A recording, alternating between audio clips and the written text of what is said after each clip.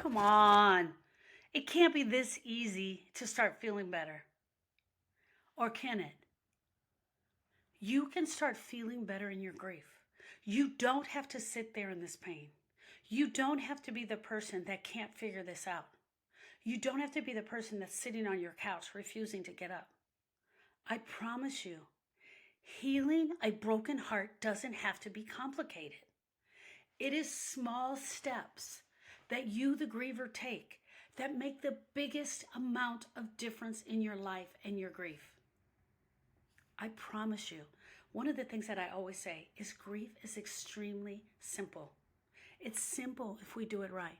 As a matter of fact, most of the things I write, I actually write at an 8th grade level.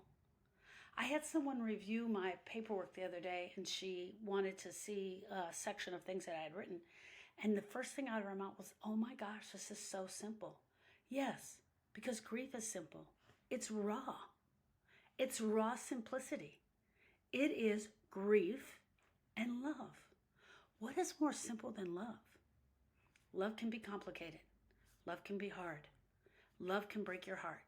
And you're living that right now. But in its purest form, love is simple. Healing is simple.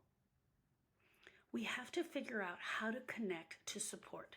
How to connect to support the fastest way and do the small steps. One of the ways is joining our Facebook group. Another way is coming to the grief support group. Another way is sitting and listening to other grievers. We've got to get through the myths of all the lies that we've been told by society that's out there. You and I have to work on them together. It is always painful. And it is even more painful when people add their ideas onto our grief on how they think it should be. Girl, you should be over this already. You're not over this already? I don't understand what they're thinking and why they tell us this. I really don't. Why do they think that they know better about grieving than us? Yeah, I agree. She lost her cat. I agree. He lost his grandma. But nobody knows what I'm feeling. Nobody knows what I'm feeling for my person.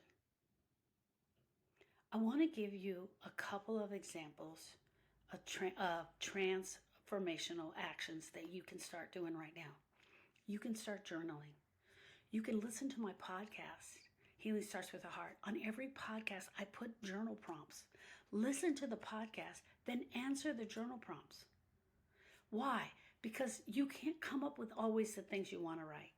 And I promise you, even if you don't get a pencil and write it down, if you just go over the question in your mind and come up with the answer for yourself, you'll be in such a better place.